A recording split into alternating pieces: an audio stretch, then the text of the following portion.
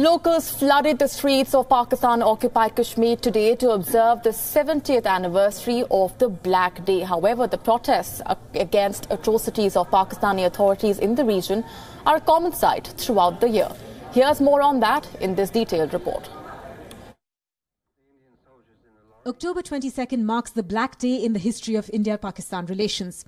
It was on this day 70 years ago that the Pakistan Army invaded the state of Jammu and Kashmir, disguised as tribesmen. The invasion resulted in the long-running conflict between India and Pakistan over authority of Jammu and Kashmir. The disputed region has now come to be identified as Pakistan-occupied Kashmir. Endless atrocities against the people of the region by Pakistani forces has followed ever since. There have been 4 large-scale protests held in 2017 alone. These protests call for freedom from Pakistani forces who are accused of violating human rights, including brutality, discrimination, illegal detention and land grabbing. Pakistan की जो establishment है ना वो अपने मुल्क के साथ मुखलस है ना वो कश्मीरियों के साथ मुखलस है। ये मुल्क ऐसा मुल्क है जिसके हुक्मरान अपने लोगों पर गुज़श्ता 15 साल से बमबारी कर रहे हैं। वो कौन से छुपे हुए हैं जिनको खुद आर्मी ने तैयार करवाया, जिनको सेफ हाउसेज दिए, जिनको पनाहगाहें दी, जिनको जो है वो जगह जगह ले जाकर जिहादियों के तौर पर इंट्रोड्यूस करवाया। अफगानिस्तान में भी जिहाद किया, खालिस्तान में भी किया, कश्मीर में भी किया। वो कितने होंगे? वो ज्यादा से ज्यादा 2000 होंगे, 3000 होंगे। लेकिन ये पूरे के पूरे सूबों के ऊपर जो बमबारी करते हैं, मैं कहना ये चाहता हूँ कि जो अपने सगे नहीं है, जो अपनी आवाम के सगे नहीं है, जो अपने सूबों के सगे नहीं है, जो अपने नक्शे के सगे नहीं है, वो कश्मीरियों के सगे किस तरह हो सकते हैं? Today, a massive rally and public meeting was held near Rawala Court. The protesters chanted anti-Pakistan slogans and demanded the immediate withdrawal of the Pakistan Army from the occupied territory. Such frantic efforts by the people to mobilize masses eventually goes in vain, as the situation refuses to get better. According to a report by the Asian Human Rights Commission, police brutality is at its peak in Gilgit Baltistan area of PoK. It was revealed in the report that acts of barbarity were at its peak during elections in the area. 70 years on, the struggle for freedom from Pakistani forces continues for the people of PoK. Even though the United Nations resolution on Jammu and Kashmir asked Pakistan to withdraw its troops from the state, there has been no compliance.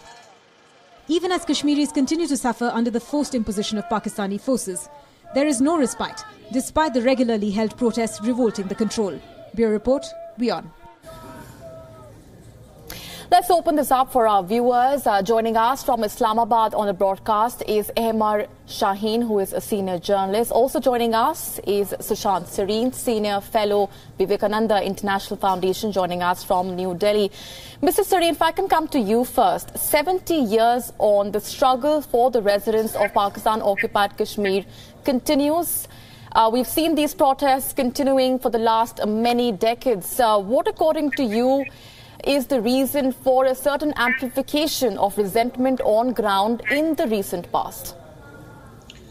There are many reasons. Number one, when you compare the state of development of PoK with, Jammu and Kashmir, there's a very, very visible difference in terms of the kind of development which has happened in the two regions.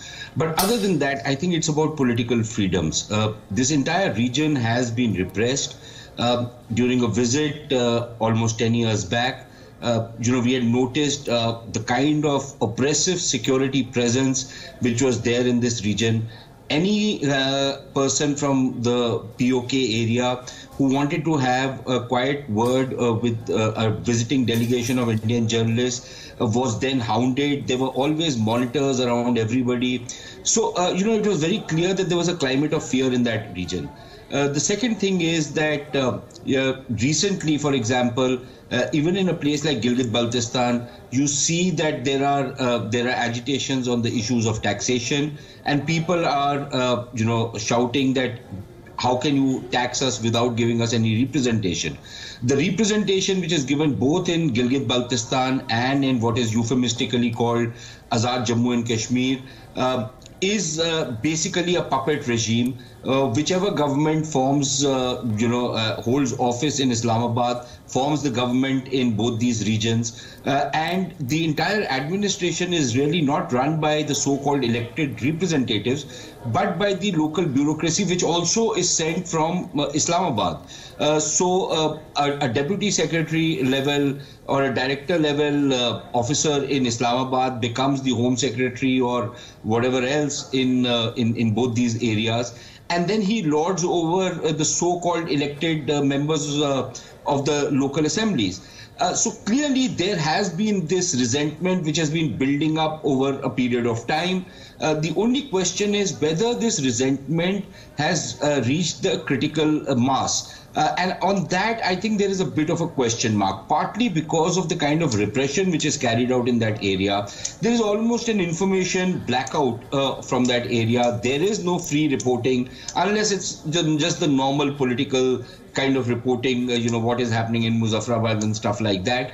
But in terms of real grassroots level reporting of what are the trends, it's both, for example, in Balochistan as well as in PoK, and both parts of PoK, that is Gilgit Baltistan as well as what is euphemistically called Azad Jammu and Kashmir, there is this kind of an information blackout.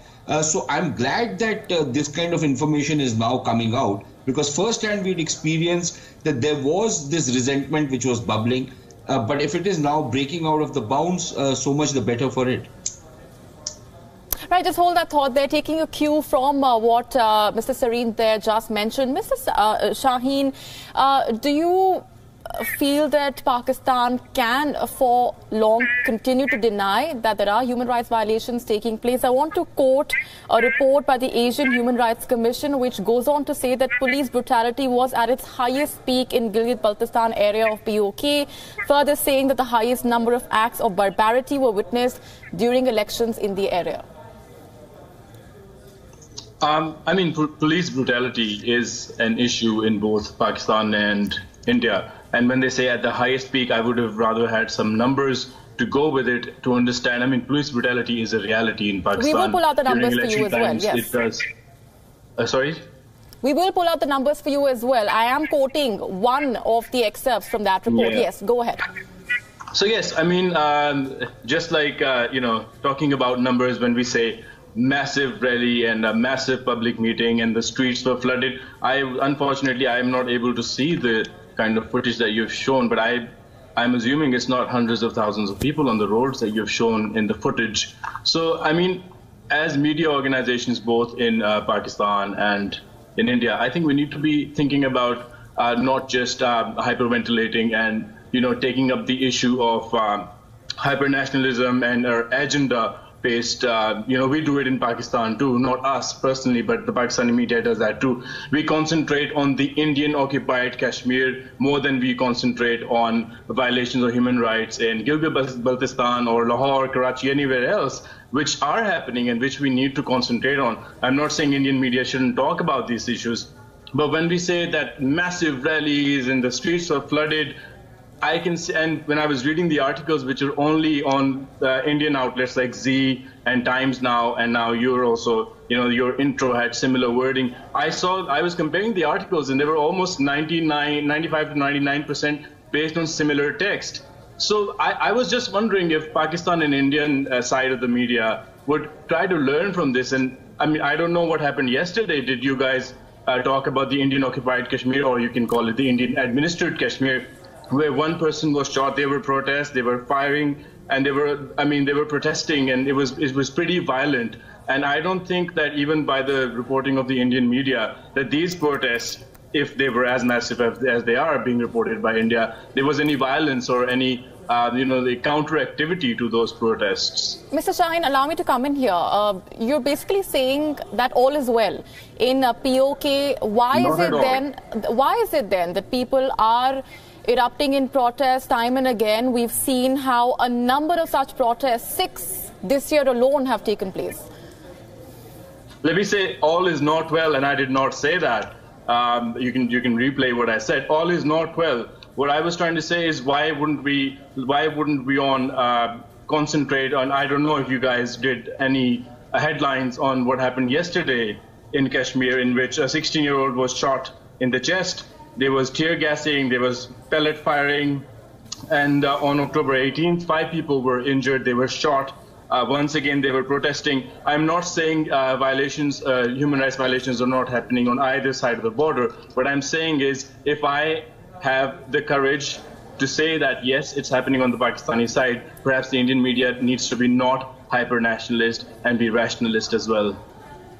All right, I'll just come back to you, Mr. Serene. The United Nations resolution on Jammu and Kashmir asks Pakistan to withdraw its troops from the state. There's been no compliance. Are you surprised by what Mr. Shaheen is mentioning as well? No, I think Mr. Shaheen makes a fair point, but I think where he's a little off the mark is that the Indian media doesn't hide the fact that there is a kind of a troubled state of affairs in Jammu and Kashmir.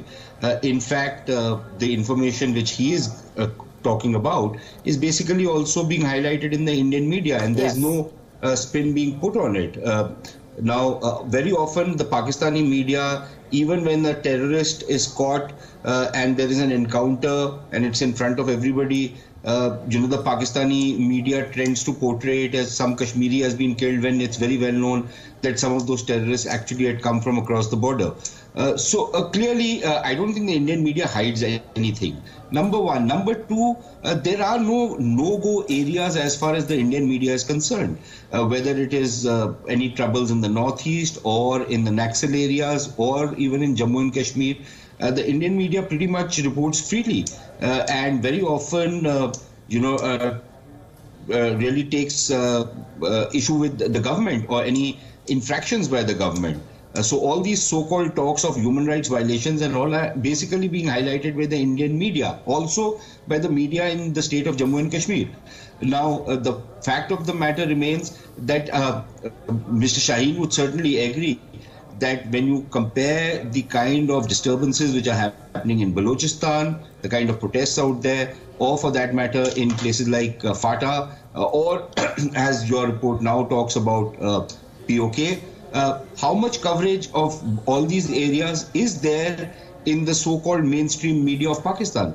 Virtually nothing. There'll be a 3-sentence kind of a report on any kind of an encounter in Balochistan or any of these areas, and you can virtually replicate that report that the police got to know something, they went to that area, the militants fired at them, the police fired back, when the firing stopped, all the militants were dead. Clearly a fake encounter.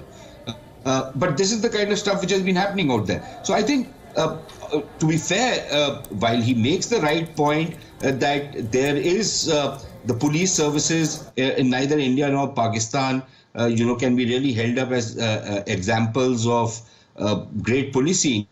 But the fact of the matter remains that in the state of Jammu and Kashmir, while we openly admit and we pull up any infractions, in Pakistan, for example, we've just 2-3 days back, a journalist who was covering a story had been kidnapped for 2 years. And then we were given this cock and bull story that she was discovered somewhere along the Pakistan-Afghanistan border when everybody knew that she'd been picked up by the intelligence agency. In India, journalists are not picked up by the intelligence agencies and kept, in illegal custody for years on end. Nor are journalists killed by intelligence agencies, as has happened in Pakistan. So, really, I think if there are these disturbances taking place in PoK, like I said right in the beginning, I don't know if they've reached a critical mass. I'm not surprised that the Pakistan media blanked them out. But if these are happening, then I think it's something which we need to watch very, very carefully. We're going to leave it there for the moment. Unfortunately, completely running out of time. Mr. Shaheen and Mr. Serene, appreciate you joining us on the broadcast with all of those views and perspectives as things remain on a boil in Pakistan-occupied Kashmir. These are the visuals that we got to you a while ago as well of the rally that was organized near Rawalkot today.